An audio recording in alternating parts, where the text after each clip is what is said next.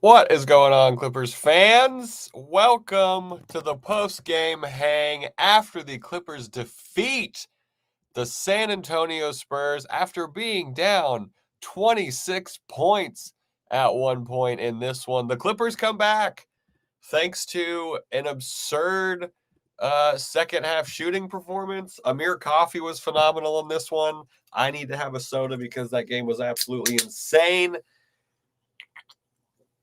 What a night. The Clippers, again, their first win at Intuit after just an insane performance. Didn't think it was going to go like that after the first quarter, but hey, that's why you watch the entire game. If you stopped watching the game, I feel incredibly bad for you. Supreme Caffeine, absolutely. Hats off to Amir Coffey. An incredibly clutch performance. I can't get over what we just saw. What a phenomenal game. After being down 26, it's insane. Coffee for president. Sure, I voted today.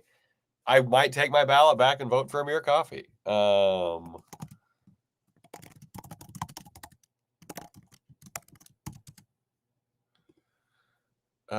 Yeah, that was a lot of I don't know if that was fun. That was terrifying to start this game. To start this game, it was brutal. Basically, to start this game went the opposite of how you would think it would go for the Clippers. If you've watched them at all this year, they were bad inside the paint because Victor Wembanyama is an incredible defender inside the paint, and they were money from the outside, specifically in the second half. That was incredible. There's a couple guys to pick for player of the game. I think most people are going to lean to Amir Coffey, but who? I don't know. That was crazy. We said that every game was going to be close in this one. So this one was not close at all. This one started off horribly. The Clippers allowed a 40-point first quarter, and then they only put up 14 in that quarter as well. It was very bad. The Spurs were walling off the paint. We got Big Will Updike in here. Oh, no, the screen's all weird. Will, how are you feeling? Is that exactly how we thought that one would go? Exactly. Yeah. Never doubted. Never doubted it for a second. Never doubted it for a second. I'm trying to wrap my head around it. I was just talking about how it's like the opposite of how the Clippers usually would have gotten a win, right? Like they were incredibly hot from three late after being kind of walled off in the paint. It was just, Well, I don't and know. like they actually were able to execute sort of down the stretch. I mean, they turned their fortunes, especially from the terrible first half.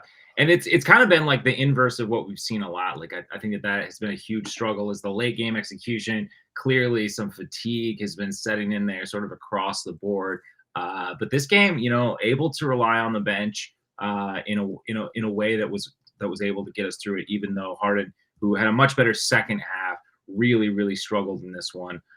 Norm Powell, continues to be the highlight maybe of the Clippers offense next to Ivica Zubac and his increased role. He played all but 4 minutes of that first half. Yeah. And second leading scorer, actually third leading scorer, I think, behind to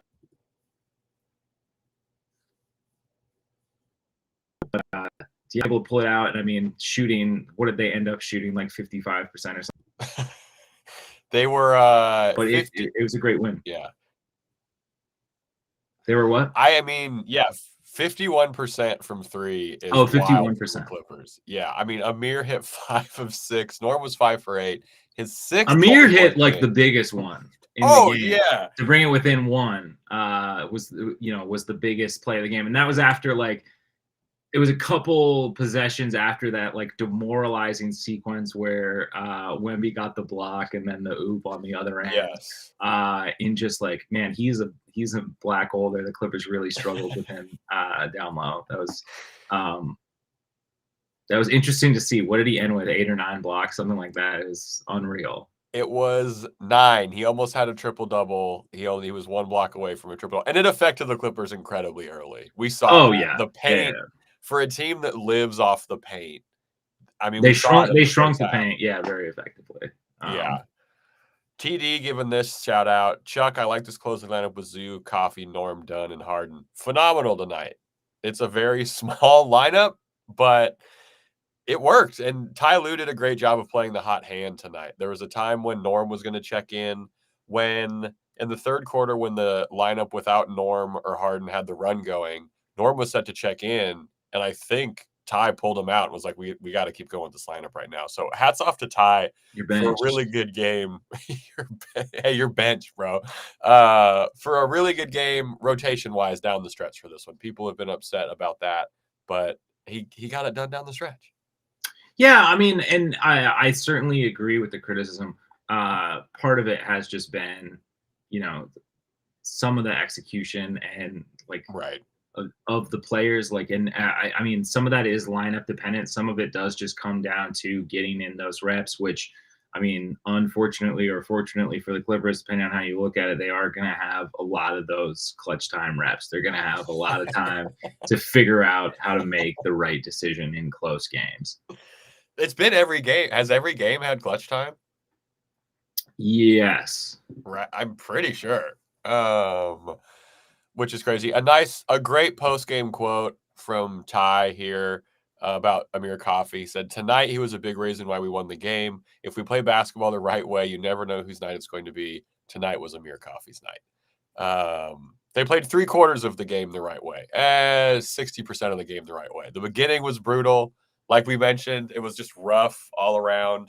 But one thing I liked in this game, in terms of the resiliency, dude, Big Zoo made some crazy hustle plays in this game. For a game where he did not shoot that well, what he usually shoots, he shot 35%.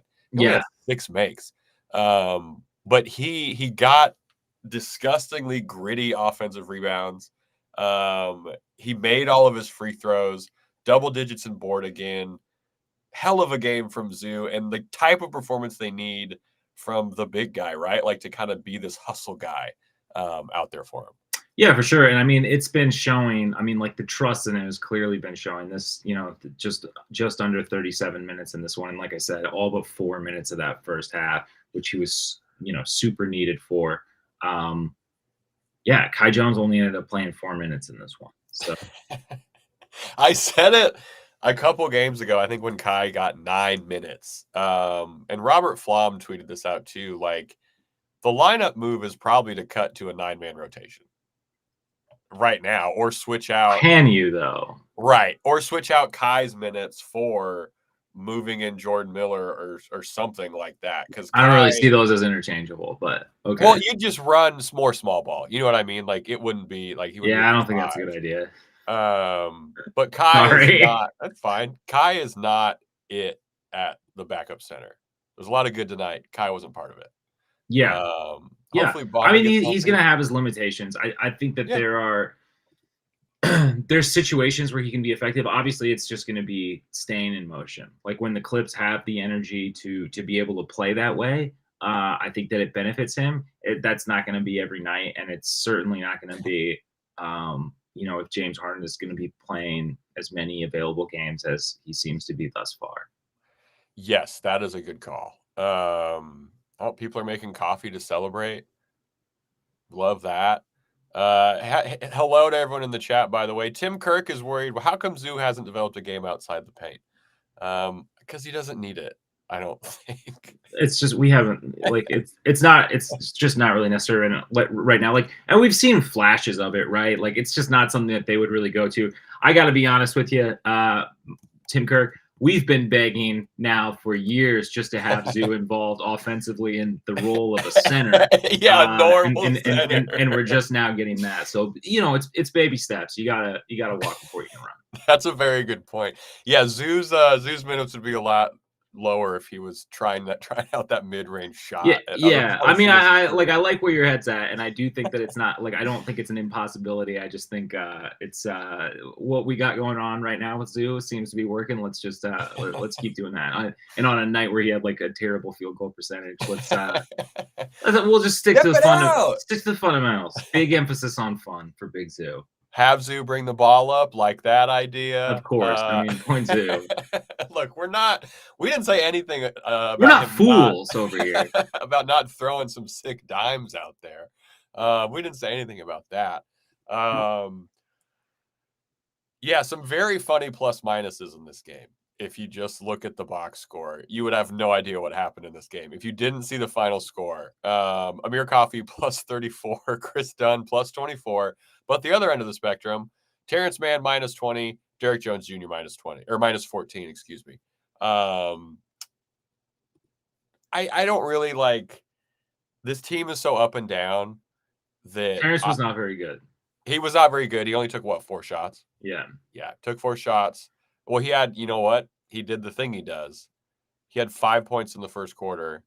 He didn't score after that. I think Russo tweeted this out. 85% of his points have come in the first quarter so far this season. Part of that is not playing late because Ty has managed those minutes. I think all the people mad about him starting should be pretty happy that Ty is managed his minutes well enough that the Clippers aren't losing games because Terrence is in. Yeah, I mean we've talked about this, and it just with the way rotations work, and especially have been working as of late, I don't see it as being detrimental in any way, even if Terrence is not at his best right now.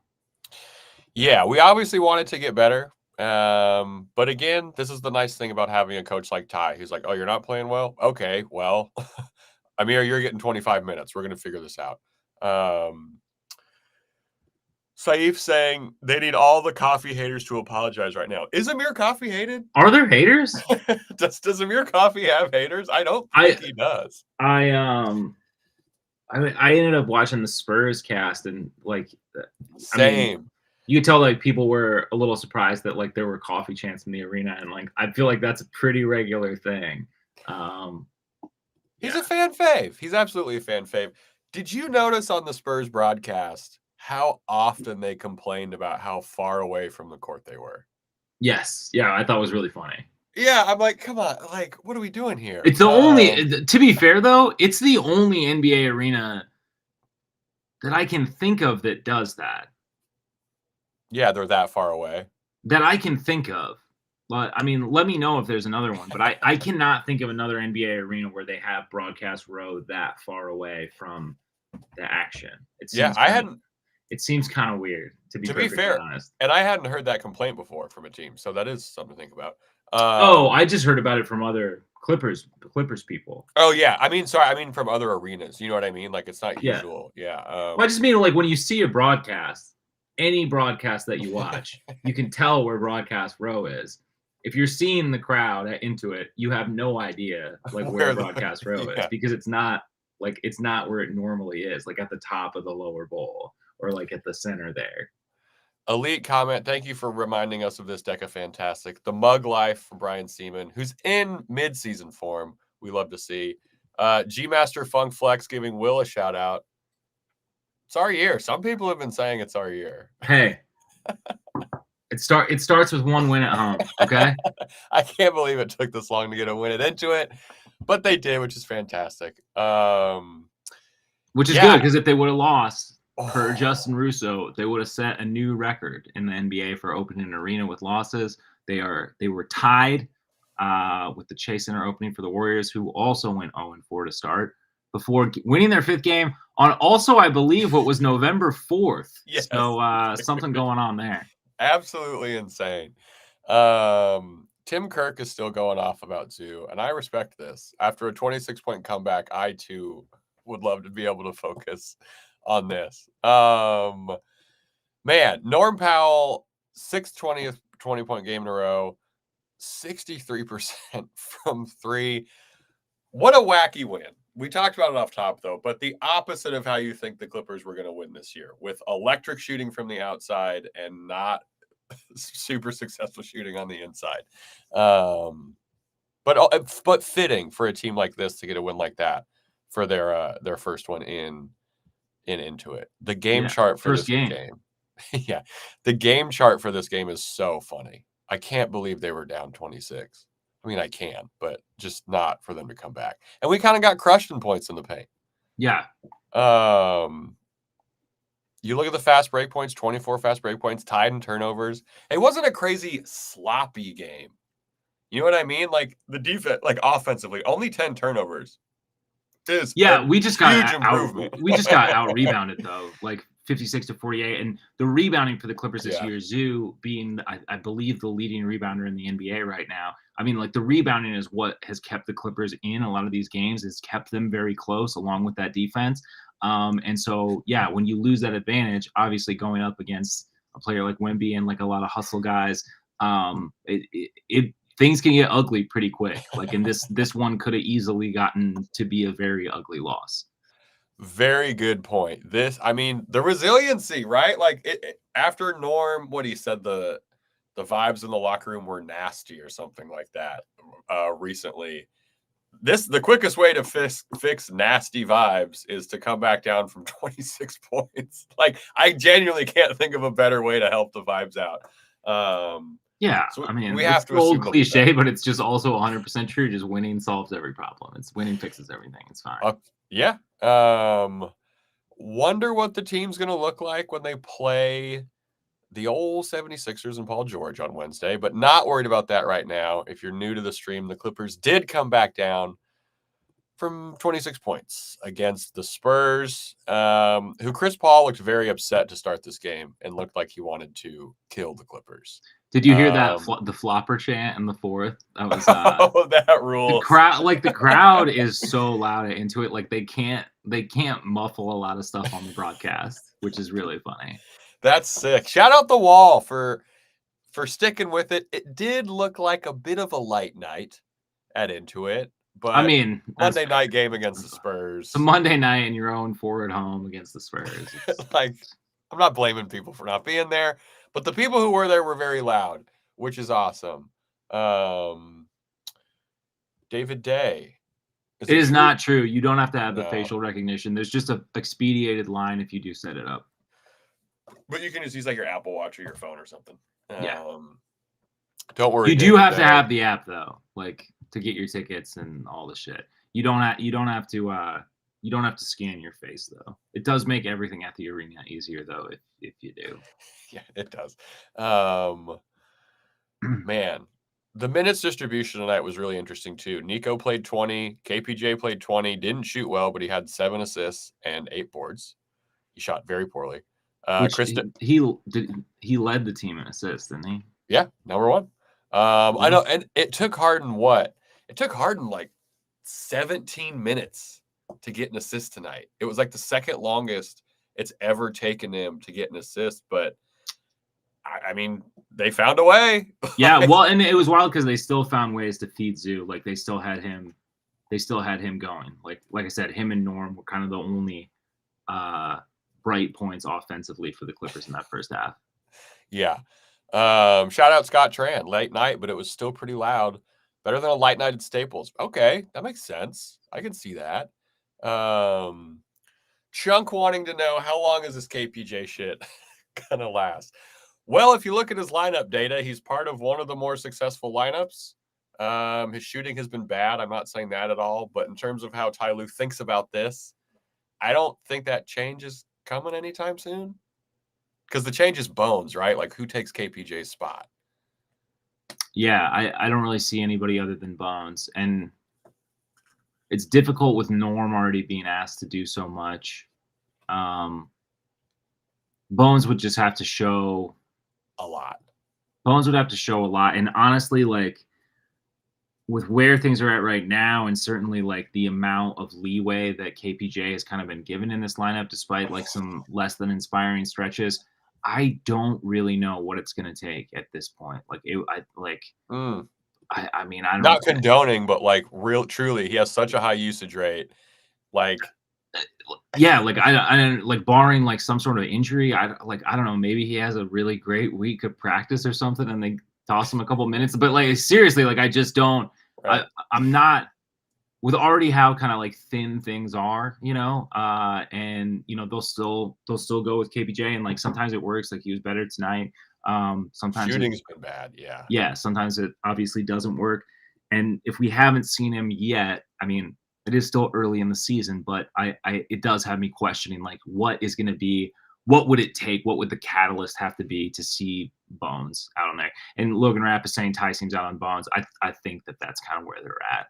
He had locker room stuff, right? Like, it's not like he was benched and sent home. Oh, but that was like a year ago. That's true, but I think, like, you got to work it. I think you still got to do a little extra work or something, especially if the team was losing like they were recently.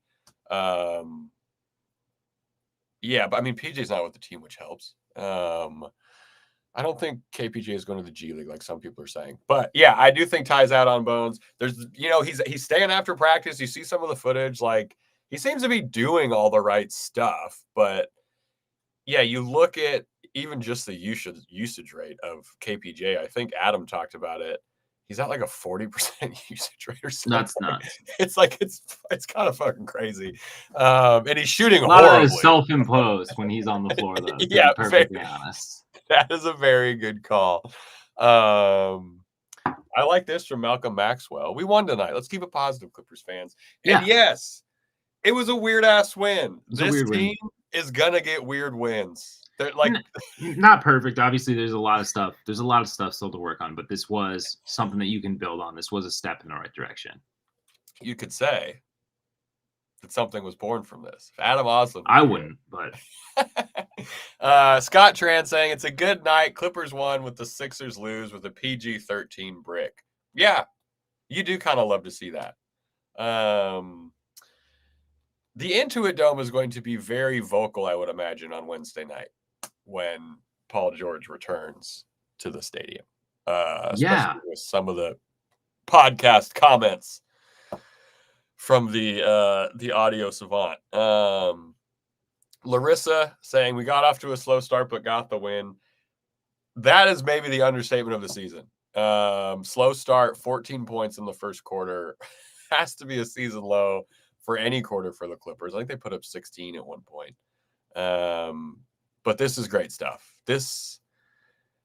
Hey, great call, Tim Kirk. Lakers also lost to the lowly Pistons. Kind of a perfect night for Clippers fans. Lakers lose to the Pistons. Kind of got smoked by the Pistons at points in the game. Sixers lose on a PG-13 brick. It's a nice petty night for Clippers fans. And I think we can all embrace that. For sure. Yeah, and I mean, Clippers right back in the mix, right where they want to be.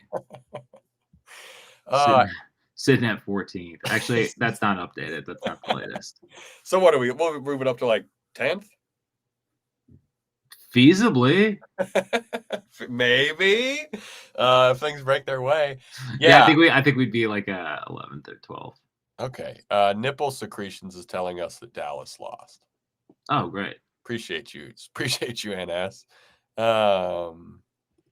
Can we say that on the show?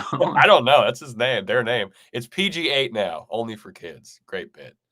I like this from Logan Rapp. 3 and 4 looks a hell of a lot better than 2 and 5. Oh yeah. Yeah. 100%. Somewhat people were saying, and if you look how close these games were, I mean, they could easily be. I mean, they could easily be 5 and 2.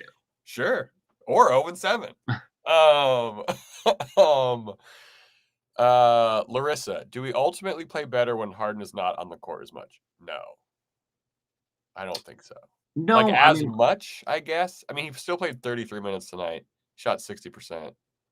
No, I mean, I was impressed like that he was actually able. I was impressed the way that he was actually able to turn it around in the second quarter. I mean, certainly like his longevity and fatigue is going to be something to monitor, and I don't really have any good answers without Kawhi Leonard back in the lineup as to how to mitigate that.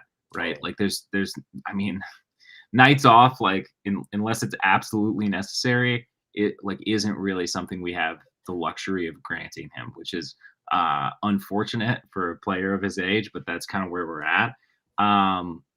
So yeah, and tonight I do see as somewhat of an anomaly. Like we got really good, but we got a really great Amir Coffey performance. We got some.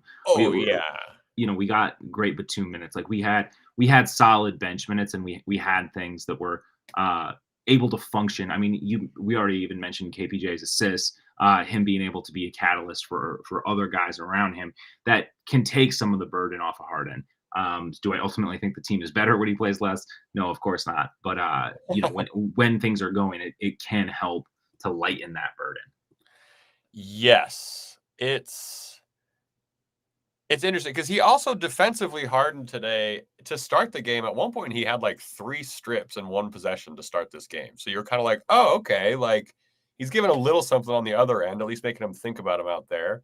But yeah, until I like your point, like until Kawhi comes back, Norm's already having to do so much.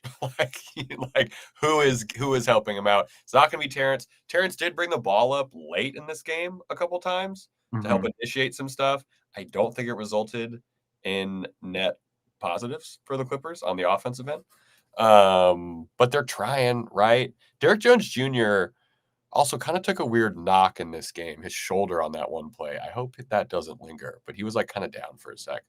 Yeah.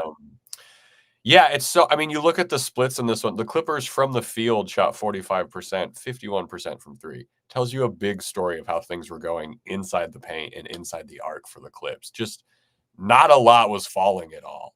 Yeah. Well, it's a pretty big guy down there.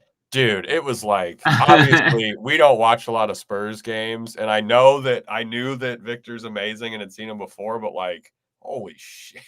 I mean, you just tend to forget. I mean, it's easy. It's just easy to forget. Yeah. Also, hope Pop is okay. Yeah.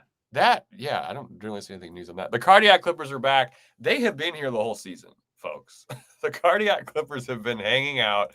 We've all been defibrillated. I believe that's how you pronounce it tonight, which is fantastic. And they're not going anywhere, folks. No, absolutely. Get ready for more roller coasters. There is no height limit to the Clippers roller coaster this year at all. Anyone can get on this thing. Will, anything else? I know we're going to do a full pod tomorrow. Any thoughts on this one? Any more? I think a win that personifies how this team's going to get a lot of wins. I mean, well, I don't know. I don't know necessarily about that. Like, I don't know how many games they're going to be able to come back from 20 plus without Kawhi Leonard in the lineup. So this one was definitely a special win. Being able to get that one out, and honestly, just get the burden off of your back of getting the win in Intuit Dome, I think is huge. It just relieves some of the pressure, because I do think that sometimes it did seem like the guys were kind of tightening up at the end of games, which is nothing new. We've seen the Clippers struggle to execute sometimes in those clutch situations, but this time they're going to have to be a lot more comfortable because they're going to be playing a lot more of those minutes. But no, this was a great win, great stuff from the bench. I do think the big thing to embrace is, like, we're gonna need like the floor can't ever fall out. Like, we need consistent performances, with the addition of at least one bench guy is going to kind of have to pop every game for us to win in any sort of convincing fashion. I like that. Yeah.